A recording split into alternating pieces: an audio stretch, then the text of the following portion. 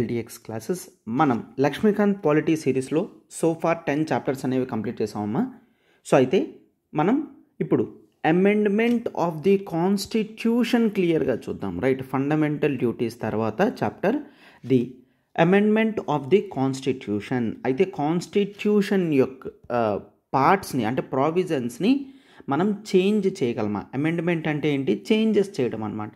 అయితే చేంజెస్ చేయగలము అంటే ఏ విధంగా చేయగలము, అసలు మొత్తం చేయగలమా లేదా అనేది ఇప్పుడు మనం ఈ క్లాస్లో పూర్తిగా డిస్కషన్ అనేది చేద్దాం. సో దట్ దీని నుంచి ఏ క్వశ్చన్ అనేది ప్రిలిమ్స్ నుంచి వచ్చినా మెయిన్స్ గురించి వచ్చినా సరే మీరు కంప్లీట్గా రాయగలరు. Right, this is completely the amendment of the constitution. Right, yes. అయితే క్లాస్ డిస్కషన్కి వెళ్ళే ముందు ఒకసారి చూడమా, లక్ష్మీకాంత్ పాలిటీ సిరీస్ కంప్లీట్గా నేనే డీల్ చేస్తున్నాను. So that's why if you want to take the classes you can take. So this is Srinivas and అయితే మీకు ఫీజు వచ్చేసి కేవలం 3000 రూపీస్కి మాత్రమే ఇవ్వడం అనేది జరుగుతుంది. అయితే Indian polity Laxmikanth 7th series edition అనేది మీకు కంప్లీట్గా మీ క్లాసెస్ అనేవి రికార్డింగ్స్ అనేవి ఉంటాయన్నమాట. రైట్, సో అయితే మీకు లైఫ్ టైం వ్యాలిడిటీ ఉంటుందమ్మా. కోర్స్ అనేది లైఫ్ టైం వ్యాలిడిటీ ఉంటుంది. మీ కోర్స్ గురించి ఏ డౌట్ ఉన్నా మీరు ఈ నెంబర్కి కాల్ చేయగలరు, 7893899553. రైట్, అయితే without any delay we shall proceed. See, అయితే అమెండ్మెంట్ ఆఫ్ ది కాన్స్టిట్యూషన్ అనే దానికి వెళ్ళే ముందు అయితే ఇండియా లాంటి డెమోక్రటిక్ కంట్రీస్లో కాన్స్టిట్యూషన్ బేసిస్ మీద కంట్రీస్ అనేవి రన్ అవుతున్నాయి చాలా వరకు కూడా. For example if you take United States of America కానీ ఆర్ ఫ్రాన్స్ కానీ ఇట్లాంటి కంట్రీస్ తీసుకున్నా వాళ్ళ కాన్స్టిట్యూషన్ బేసిస్ మీద కంట్రీస్ అనేవి రన్ అవుతున్నాయి. అయితే కాన్స్టిట్యూషన్స్ అనేవి ఎలా తయారు చేస్తారు? అయితే మోస్ట్ ఆఫ్ ది కాన్స్టిట్యూషన్స్ అన్నీ కూడా ఎప్పుడైతే ఏ కంట్రీకి అయితే డెమోక్రసీ కానీ ఫ్రీడమ్ కానీ వచ్చిందో అప్పుడే వాళ్ళ కాన్స్టిట్యూషన్ని వాళ్ళు డిజైన్ చేసుకోవడం జరిగింది.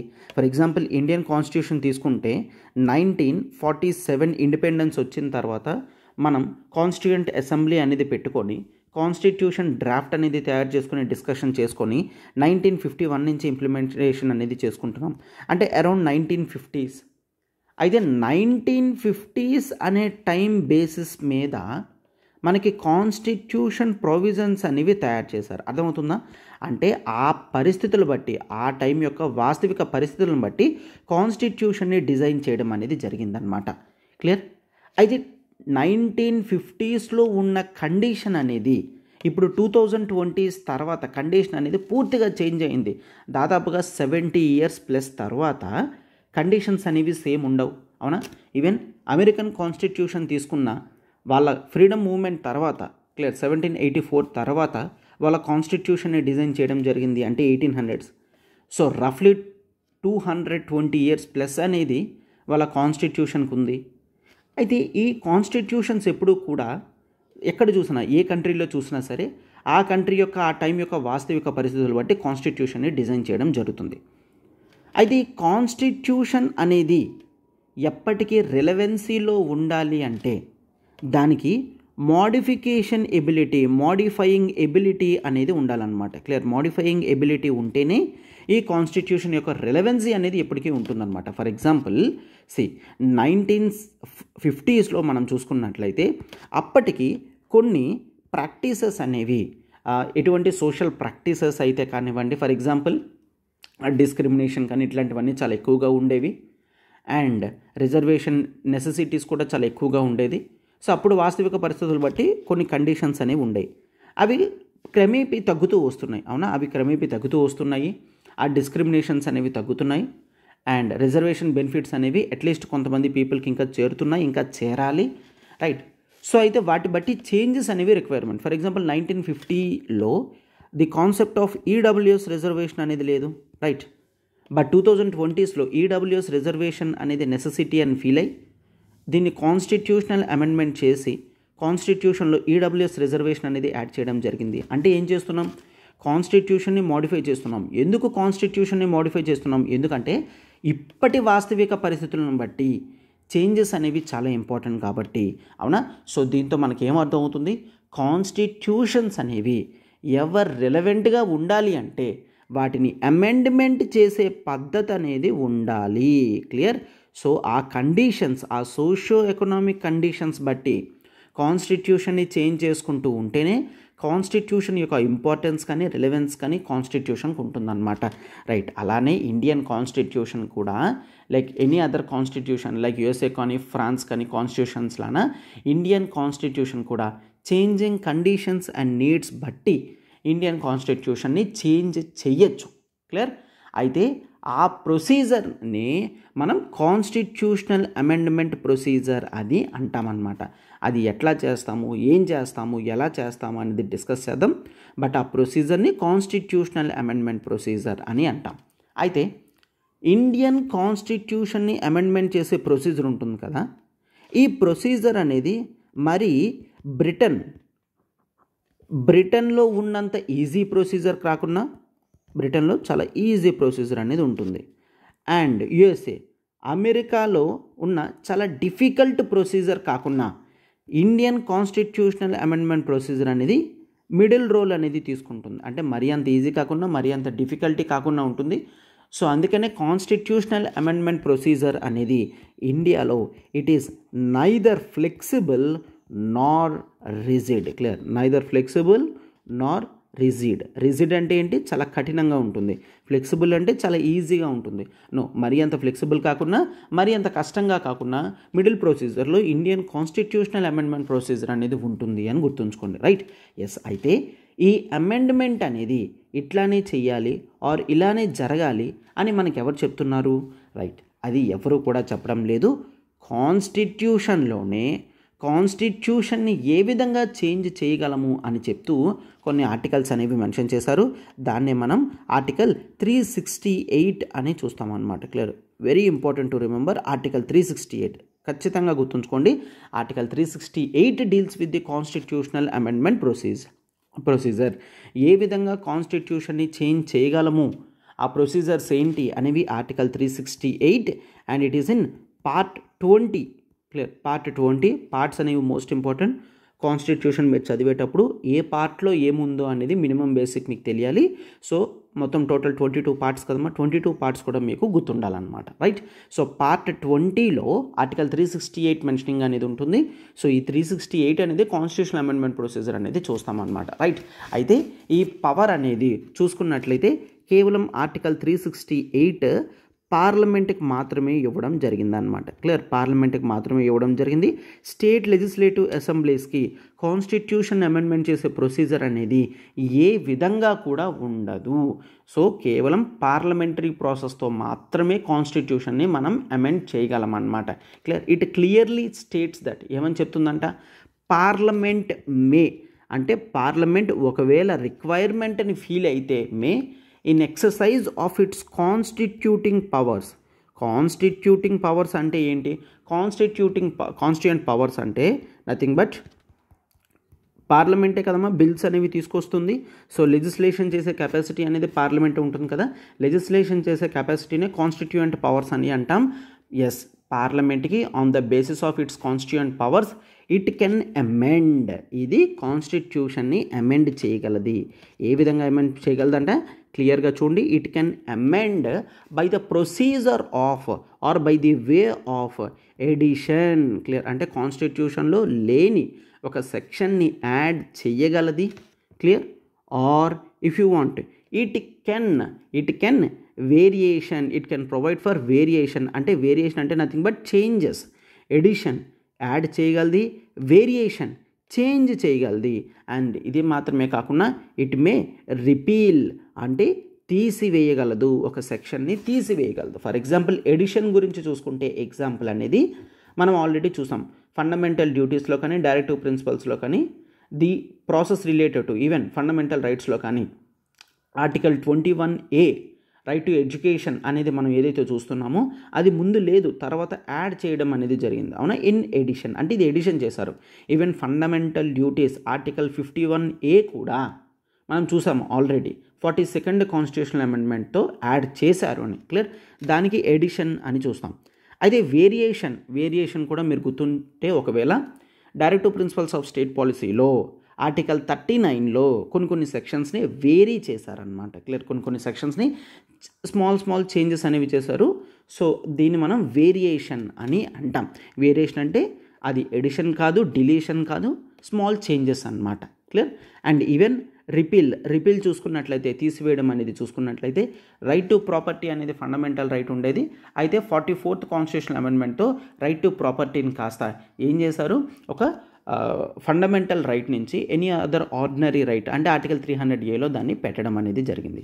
So these are the examples for edition, variation and repeal. ఈ విధమైన ప్రాసెసెస్ అనేవి మనకి పార్లమెంట్ చేయగలదు అని ఆర్టికల్ 368లో కాన్స్టిట్యూషన్లో మెన్షన్ చేసి ఉందన్నమాట. రైట్. ఎస్. అయితే మీకు డౌట్ రావచ్చు, సార్ ఈ ప్రాసెస్తో కాన్స్టిట్యూషన్ ఈ కాన్స్టిట్యూషన్ అమెండ్మెంట్ ప్రొసీజర్ అనేది ఆర్టికల్ 368 అనేది కాన్స్టిట్యూషన్లో ఉన్న ఏ సెక్షన్ అయినా మార్చగలదా, తీసేయగలదా, చేంజ్ చేయగలదా అంటే there is one very important case judgment, that is the Kesavananda Bharati case. Clear. Kesavananda Bharati case. అయితే ఈ కేశవనంద భారతి కేసులో సుప్రీంకోర్ట్ ఆఫ్ ఇండియా క్లియర్గా చెప్పడం జరిగింది. This is in 1973. ఈ కేసు ప్రకారం సుప్రీంకోర్టు ఏమని చెప్తుంది, కాన్స్టిట్యూషన్లో ఏ పార్ట్నైనా టచ్ చేయగలమా అంటే నో. పార్లమెంట్ ఆర్టికల్ 368 ప్రకారం కేవలం కొన్ని పార్ట్స్ మాత్రమే టచ్ చేయగలది. ఏవైతే కాన్స్టిట్యూషన్లో బేసిక్ స్ట్రక్చర్గా ఫీల్ అవుతామో, ఓకేనా, బేసిక్ స్ట్రక్చర్ ఆఫ్ ది కాన్స్టిట్యూషన్గా ఫీల్ అవుతామో ఈ పార్ట్ని ఎప్పటికీ కూడా పార్లమెంట్ టచ్ చేయలేదు అని చెప్పడం జరిగిందనమాట. ఓకేనా. So except the basic structure of the constitution ఏ పార్ట్నైనా సరే ఆర్టికల్ 368 అమెండ్మెంట్ చేయగలది. క్లియర్. సో అయితే ఎప్పుడు, ఎందుకు ఈ కేసు ఎట్లా వచ్చింది, దీని యొక్క క్రొనాలజికల్ సెన్స్ ఏంటి, ఇవంతా కూడా మనం నెక్స్ట్ చాప్టర్లో చూస్తాము. అయితే ఈ చాప్టర్లో కేవలం అమెండ్మెంట్ ప్రొసీజర్ మాత్రమే చూస్తాం. Basic structure of the constitution structure చూస్తున్నప్పుడు, ఆ క్లాస్ చెప్తున్నప్పుడు మీకు ఇంకా క్లియర్గా అర్థమవుతాయి. బట్ యాజ్ ఆఫ్ నౌ గుర్తుంచుకోండి, బేసిక్ స్ట్రక్చర్లో మెన్షన్ చేసినవి కాకుండా మిగిలినవన్నీ కూడా ఆర్టికల్ 368 అమెండ్మెంట్ చేయగలము అని గుర్తుంచుకోండి. క్లియర్. అయితే ఈ దెర్ ఈజ్ వన్ ప్రొసీజర్ అని చెప్పాను కదా, there is one separate procedure for the amendment. So ఆ ప్రొసీజర్ అనేది చూద్దాం. క్లియర్. ఆ ప్రొసీజర్ అనేది చూద్దాం. అయితే ప్రొసీజర్ చూసే ముందు ఒకసారి మీరు చూడండి, కాన్స్టిట్యూషన్ ఆర్టికల్ 368 ప్రకారం అమెండ్మెంట్ చేసేటప్పుడు దేర్ రిక్వైర్స్ ఏ బిల్. ఆ బిల్ని మనం కాన్స్టిట్యూషన్ అమెండ్మెంట్ బిల్ అని చెప్తామన్నమాట. Clear. So CAB constitutional amendment bill. Clear.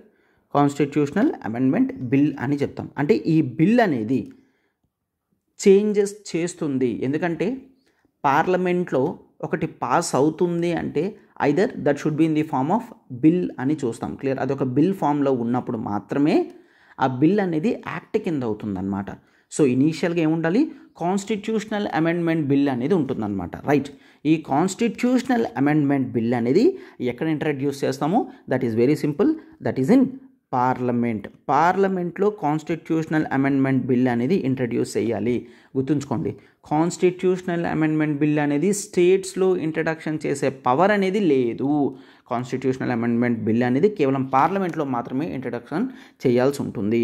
అయితే పార్లమెంట్లో కూడా చూసుకున్నట్లయితే సార్ ఎవరు దీన్ని ఇంట్రడ్యూస్ చేయగలరు, ఎవరైనా ఇంట్రడ్యూస్ చేయగలరు. అంటే దీన్ని ఒక మినిస్టర్ అయిన గవర్నమెంట్ సభ్యుడైనా ఇంట్రడ్యూస్ చేయగలరు. Or even a private member అంటే ఎవరు, మినిస్టర్ కాని వాళ్ళందరూ కూడా ప్రైవేట్ మెంబర్స్ అనమాట. మినిస్టర్స్ కాని వాళ్ళందరూ కూడా ప్రైవేట్ మెంబర్స్. ఒక మినిస్టర్ అయినా ఇంట్రడ్యూస్ చేయగలడు, ఆర్ ఒక ప్రైవేట్ మెంబర్ అయినా ఇంట్రడ్యూస్ చేయగలడు. అండ్ మరొకటి మోస్ట్ ఇంపార్టెంట్ ఏంటంటే, ఇట్లా ఇంట్రడ్యూస్ చేసేటప్పుడు ప్రయర్ పర్మిషన్ ఆఫ్ ప్రెసిడెంట్ అనేది అస్సలు అవసరమే లేదు. ప్రయర్ పర్మిషన్ ఆఫ్ ప్రెసిడెంట్ యొక్క ప్రయర్ పర్మిషన్ అనేది అవసరం లేదు. గుర్తుంచుకోండి. ఎందుకంటే మనం కొన్ని బిల్స్ గురించి మాట్లాడుకుంటున్నప్పుడు పార్లమెంట్లో మీకు ఇంకా క్లియర్గా వస్తాయి. కొన్ని బిల్స్ని ఇంట్రడ్యూస్ చేసే ముందు ప్రెసిడెంట్ యొక్క ప్రయర్ పర్మిషన్ అనేది తీసుకోవడం చాలా ఇంపార్టెంట్.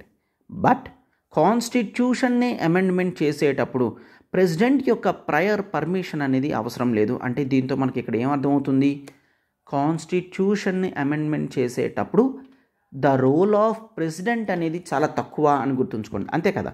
సో ఇతని యొక్క ప్రయర్ పర్మిషన్ అవసరం లేదంటే అతని రోల్ అనేది చాలా తక్కువ అని అర్థం అన్నమాట, రైట్. అండ్ ఇది మాత్రమే కాదు, చూడమ్మా. సో జనరల్ ప్రొసీజర్స్లో, జనరల్ బిల్స్లో ఎప్పుడైనా పార్లమెంట్ ఒక హౌస్కి వేరే హౌస్కి ప్రాపర్ సింక్ అనేది దొరకట్లేదు అంటే what they will go under article 108, that is the joint house, clear. So వీళ్ళు దేనికి వెళ్తారు, జాయింట్ మీటింగ్కి వెళ్ళడం జరుగుతుందన్నమాట, అవునా. అయితే ఈ జాయింట్ హౌస్ మీటింగ్ అనేది చూసుకున్నట్లయితే ఆర్డినరీ బిల్స్లో జాయింట్ హౌస్ జాయింట్ సిట్టింగ్ అనేది క్లియర్గా ఆర్టికల్ 108లో మెన్షన్ చేయడం జరిగింది. ఈ జాయింట్ సిట్టింగ్తో బిల్స్ అనేవి పాస్ చేయడం జరుగుతుంది.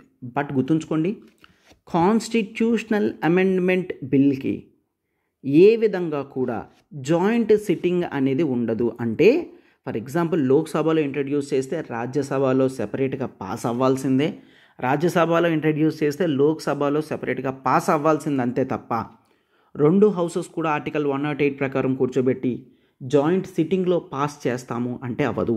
అంటే ఇక్కడ గుర్తుంచుకోండి, ఇక్కడ మీరు ఒకటి first one that is constitutional amendment bill అనేది పార్లమెంట్లోనే ఇంట్రడ్యూస్ చేయాలి. బట్ దాన్ని ఎవరైనా ఇంట్రడ్యూస్ చేయొచ్చు, మినిస్టర్ అయినా ప్రైవేట్ మెంబర్ అయినా. ప్రయర్ పర్మిషన్ ఆఫ్ ప్రెసిడెంట్ అవసరం లేదు. జాయింట్ సిట్టింగ్ అనేది దీనికి ఉండదు, క్లియర్. బట్ ప్రొసీజర్ మాత్రం చూసుకున్నట్లయితే కాన్స్టిట్యూషనల్ అమెండ్మెంట్ బిల్ పాస్ అవ్వాలి అంటే they requires the majority of the total membership, clear. Majority of the total membership ఎంత ఉందో ఆ మెజారిటీ అనేది మినిమం ఉండాలి. Majority of the total membership పూర్తి మెజారిటీ అనేది ఉండాలి. టోటల్ మెంబర్షిప్లో మెజారిటీ అనేది ఉండాలి. ప్లస్ 2/3 ప్రెజెంట్ అండ్ ఓటింగ్ ఎవరైతే ఉన్నారో ఉన్న వాళ్ళల్లో 2/3 ప్రెజెంట్ అండ్ ఓటింగ్ అనేది జరగాలి.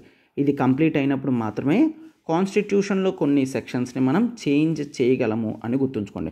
ఫర్ ఎగ్జాంపుల్ జనరల్గా మెజారిటీ అంటే ఏంటి, జనరల్గా మెజారిటీ అంటే మీకు ఎగ్జాంపుల్ ఇస్తున్నాను. సో ఉన్న వాళ్ళలో ఫర్ ఎగ్జాంపుల్ ఒక హౌస్ ఉంది, లెట్స్ టేక్ లోక్సభలో లెట్స్ టేక్ 300 మెంబర్స్ ఉన్నారు. సో 300 మెంబర్స్లో ఆ రోజు పార్లమెంట్ సెషన్లో కేవలం 100 మెంబర్సే వచ్చారు. అయితే ఈ 100 మెంబర్స్లో 51 మెంబర్స్ యాక్సెప్ట్ చేస్తే దాన్ని సింపుల్ మెజారిటీ అంటాం. సార్ అదేంటి సార్ 300 మెంబర్స్లో 51? ఆ రోజు మరి హౌస్కి కేవలం 200 మెంబర్స్ ఆబ్సెంట్ అవ్వడం జరిగింది, 100 మెంబర్సే వచ్చారు. సో ఈ 100 మెంబర్స్లో 51 మెంబర్స్ యాక్సెప్ట్ చేస్తే దాన్ని మనం సింపుల్ మెజారిటీ అని చూస్తాం. బట్ ఇక్కడ చూడమ్మా, majority of the total membership and 2/3 of present and voting ఏదైతే ఉందో దీన్ని మనం స్పెషల్ మెజారిటీ అని అంటాము. ఏమంటాము? స్పెషల్ మెజారిటీ అంటాం. ఎస్, కాన్స్టిట్యూషన్ని స్పెషల్ మెజారిటీ ఆర్టికల్ 368లో స్పెషల్ మెజారిటీ గురించి మెన్షన్ చేసి ఉందన్నమాట. అయితే టోటల్ మెంబర్షిప్ అంటే ఏంటో ఇదే ఎగ్జాంపుల్ కంటిన్యూ చేద్దాం. సో స్పెషల్ మెజారిటీలో మాత్రం ఒకవేళ 300 మెంబర్స్ అనుకోండి, అయితే ఆ రోజు లెట్స్ టేక్ 250 మెంబర్స్ వచ్చారు, రైట్. సో 250 మెంబర్స్లో ఆ రోజు లెట్స్ టేక్ 190 మెంబర్స్ యాక్సెప్ట్ చేశారు. సో ప్రెజెంట్ అండ్ ఓటింగ్ వేశారు, అందరూ కూడా ఎస్ యాక్సెప్ట్ చేశారు అనుకోండి. అప్పుడు ఈ బిల్ అనేది మనకి ఏమవుతుంది, పాస్ అయినట్టు అనమాట. స్పెషల్ మెజారిటీ ప్రకారం పాస్ అయినట్టు. ఎందుకు? ఇప్పుడు ఈ 190 అనేది majority of the total membership ఎంత? 300లో మెజారిటీ ఎంత? 151. అంటే 151 అనేది మనకి ఇక్కడ సాటిస్ఫై చేస్తుంది. ప్రెజెంట్ అండ్ ఓటింగ్ ఎంత? ప్రెజెంట్ 250 అయ్యారు, ఓటింగ్ 250 వేశారు. అందులో మోర్ దాన్ 2/3, 190 అనేది more than 2/3 of 250. So total majority 151 దాటే ఉంది. 190 నెంబర్ అనేది 250లో కూడా 190 అనేది 2/3 క్రాస్ అయ్యి ఉంది. అప్పుడు దీన్ని స్పెషల్ మెజారిటీలో పాస్ అయ్యింది అని చెప్తాం. లెట్స్ టేక్ ఒకవేళ ఆ రోజు 300లో కేవలం 100 మెంబర్స్ మాత్రమే ప్రెజెంట్ అయ్యారు, బట్ 90 మెంబర్స్ యాక్సెప్ట్ చేశారనుకోండి, క్లియర్. సో 300 మెంబర్స్కి 100 మెంబర్స్ మాత్రమే వచ్చారు, అందులో 90% పీపుల్ అంటే 90 మెంబర్స్ యాక్సెప్ట్ చేశారనుకోండి. ఇప్పుడు ఇక్కడ చూసుకున్నట్లయితే 100లో 2/3 మాత్రమే ఇది సాటిస్ఫై చేస్తుంది తప్ప టోటల్ మెజారిటీలో, క్లియర్, టోటల్ మెంబర్షిప్లో మెజారిటీని సాటిస్ఫై చేయట్లేదు. ఎందుకు? టోటల్ మెంబర్షిప్ 300, అందులో మెజారిటీ అంటే 151. 151 దాటి ఉండాలి తప్ప 151 కన్నా తక్కువ ఉంటే అది ఫస్ట్ ప్రొవిజన్. అంటే ఏంటి, మెజారిటీ ఆఫ్ ది టోటల్ మెంబర్షిప్ని ప్రొవిజన్ని అది సాటిస్ఫై చేయడం లేదు. సో అప్పుడు దీన్ని స్పెషల్ మెజారిటీ అని అన్నాం. సో క్లియరా, స్పెషల్ మెజారిటీ అంటే నథింగ్ బట్ ఇక్కడ మనకి మెజారిటీ ఆఫ్ ది టోటల్ మెంబర్షిప్లో మెజారిటీ ఉండాలి, అంటే మోర్ దెన్ హాఫ్ ఉండాలి. 2/3 ప్రెజెంట్ అండ్ ఓటింగ్ రెండూ సాటిస్ఫై కావాలి. రెండూ సాటిస్ఫై అయినప్పుడు మాత్రమే మనం దాన్ని స్పెషల్ మెజారిటీలో పాస్ అయ్యింది అని చెప్తాం. అయితే ఇటువంటి స్పెషల్ మెజారిటీతో పాస్ చేసే కొన్ని సెక్షన్స్ అనేవి ఆర్టికల్ 368లో మెన్షన్ చేసి ఉన్నాయి. క్లియర్? ఎస్. అయితే స్పెషల్ మెజారిటీ మాత్రమే కాకుండా కాన్స్టిట్యూషన్లో ఒకవేళ చూసుకున్నట్లయితే ఎప్పుడైనా ఫెడరల్ ప్రిన్సిపల్స్ అనేవి చేంజ్ అవుతున్నాయంటే, గుర్తుంచుకోండి, ఫెడరల్ ప్రిన్సిపల్స్ అనేవి చేంజ్ అవుతున్నాయంటే అప్పుడు సింపుల్ స్పెషల్ మెజారిటీ మాత్రమే కాకుండా, క్లియర్, సింపుల్ స్పెషల్ మెజారిటీ మాత్రమే కాకుండా half of the states ratification అనేది కావాలి. More than half of the states ratification. States ratification అంటే ఏంటి? ఫర్ ఎగ్జాంపుల్ జిఎస్టీ అనేది మీకు గుర్తున్నట్లయితే జిఎస్టీ అనేది కాన్స్టిట్యూషన్ అమెండ్మెంట్తోనే తీసుకొచ్చారు, రైట్? సో అయితే ఆ టైంలో పార్లమెంట్లో స్పెషల్ మెజారిటీతో పాస్ చేసి more than half of the states acceptance చేసేంత వరకు కూడా వెయిట్ చేశారు. క్లియర్? ఎందుకు? జిఎస్టీ అనేది ఫెడరల్ ఎకనామిక్ ప్రిన్సిపల్స్ని టచ్ చేస్తుంది కాబట్టి half of the states ratification అనేది ఇంపార్టెంట్. రాటిఫికేషన్ అంటే ఏంటి? రాటిఫికేషన్ అంటే మళ్ళీ సింపుల్ మీనింగ్ ఏనమ్మా. రాటిఫికేషన్ అంటే నథింగ్ బట్ స్టేట్ లెజిస్లేటివ్ అసెంబ్లీలో ఉన్న మెంబర్స్లో more than half of the present and voting. సింపుల్గానే ఫర్ ఎగ్జాంపుల్ ఏపీ అసెంబ్లీ ఉంది, దాంట్లో 200 మెంబర్స్ ఉన్నారు. బట్ ఆ రోజు మాత్రం లెట్స్ టేక్ కేవలం 80 మెంబర్స్ మాత్రమే ప్రెజెంట్ అయ్యారు. అయితే ఆ రోజు 42 మెంబర్స్ బిల్ని యాక్సెప్ట్ చేశారనుకోండి, ఎస్, రాటిఫికేషన్ అయిపోయినట్టే. మళ్ళీ ఇక్కడ స్పెషల్ మెజారిటీ అవసరం లేదు. రాటిఫికేషన్ అంటే సింపుల్ మెజారిటీ. ఆ రోజు ప్రెజెంట్ ఎంతమంది అయి ఉన్నారో అందులో మోర్ దెన్ హాఫ్ ఉంటే చాలు. క్లియర్? ఆ రోజు ఎంతమంది ప్రెజెంట్ అయి ఉన్నారో మోర్ దెన్ హాఫ్ ఉంటే చాలు. దీన్ని మనం స్టేట్స్ రాటిఫికేషన్ అని అంటాం. సో ఆర్టికల్ 368 అనేది 2 కండిషన్స్ని మెన్షన్ చేస్తుంది. ఒకటి స్పెషల్ మెజారిటీ, మరొకటి స్పెషల్ మెజారిటీతో పాటు more than half of the states ratification అనేది చూస్తాం. అయితే more than half of the states ratification ఎప్పుడు కావాలి? ఒకవేళ ఫెడరల్ ప్రిన్సిపల్స్ని టచ్ చేస్తున్నప్పుడు మాత్రమే మనకు కావాలి అని చూస్తామన్నమాట, రైట్? ఎస్. అండ్ ఇది మాత్రమే కాదు, ఒక్కసారి చూడమ్మా. దట్ ఈజ్ ఇక్కడ ఎప్పుడైతే పార్లమెంట్లో మొత్తం ప్రొసీజర్ కంప్లీట్ అయిపోతుందో, ఒకవేళ స్టేట్స్కి వెళ్తే స్టేట్స్ రాటిఫికేషన్ కూడా కంప్లీట్ అయిపోతుందో, అప్పుడు ఆ బిల్ అనేది వెంటనే ఎక్కడికి వెళ్తుంది? ప్రెసిడెంట్ దగ్గరికి వెళ్తుంది. దేని గురించి? For president's assent. President accept చేయాలి కదా, అప్పుడే అది చట్టం కింద, యాక్ట్ కింద అవుతుంది. సో ప్రెసిడెంట్ అసెంట్ గురించి వెళ్తుంది. అయితే రెగ్యులర్ బిల్స్లో ప్రెసిడెంట్ ఒక బిల్లుని వెనక్కి పంపించే ఛాన్స్ అనేది ఉంటుందన్నమాట. క్లియర్? సో బిల్ని మళ్ళీ హౌస్కి పంపించే ఛాన్స్ ఉంటుంది. బట్ కాన్స్టిట్యూషనల్ అమెండ్మెంట్ బిల్స్లో, క్లియర్, కాన్స్టిట్యూషనల్ అమెండ్మెంట్ బిల్స్లో ప్రెసిడెంట్ ఏ విధంగా కూడా బిల్లుని ఆపలేడు. He is bound to accept. Clear? He is bound to accept. ఖచ్చితంగా దీని మీద సంతకం పెట్టి తీరాల్సిందే. ఏ విధంగా కూడా బిల్ని రిటర్న్ చేయడం కానీ ఆపడం కానీ చెయ్యలేడు. క్లియర్? అయితే ఇది ఎప్పుడు పెట్టారు? అయితే 24th constitutional amendment, 24th constitutional amendment that is in 1971లో ఈ తరహా బిల్ని ఇంట్రడ్యూస్ చేశారనమాట. అంటే ప్రెసిడెంట్ డిలే చేస్తున్నారు, కాన్స్టిట్యూషన్ని చేంజ్ చేసే పద్ధతిలో ప్రెసిడెంట్కి ఏ విధమైన రోల్ ఉండకూడదు అని చెప్పి ప్రెసిడెంట్ ఖచ్చితంగా సంతకం పెట్టి తీరాల్సిందే. కాన్స్టిట్యూషనల్ అమెండ్మెంట్ బిల్ వచ్చిందంటే వెంటనే సంతకం పెట్టి తీరాల్సిందే అన్నట్లుగా 24th కాన్స్టిట్యూషనల్ అమెండ్మెంట్ చేసి 1971లో ఇంట్రడ్యూస్ చేయడం అనేది జరిగిందనమాట. ఓకేనా? This you need to remember. Questions అనేవి ఫ్రేమ్ అవుతాయి. అంటే ప్రెసిడెంట్ ఆపగలడు? నో, ప్రెసిడెంట్ ఆపలేడు. ప్రెసిడెంట్ ప్రయర్ పర్మిషన్ కావాలి? నో, అవసరం లేదు. జాయింట్ సిట్టింగ్ ఉండొచ్చు? నో, జాయింట్ సిట్టింగ్ అనేది ఉండదు.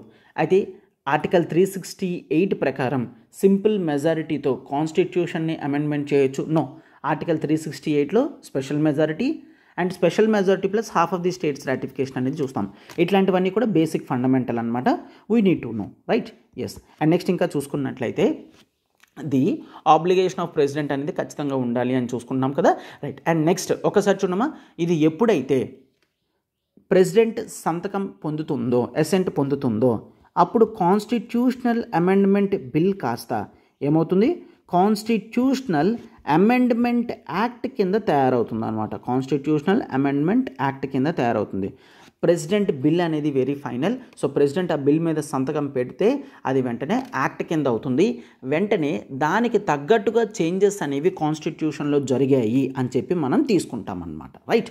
So this is the entire procedure. ఏ విధమైన ప్రొసీజర్స్ ఉంటాయి, ఏ విధమైన కండిషన్స్ ఉంటాయి అనేది చూస్తామన్నమాట.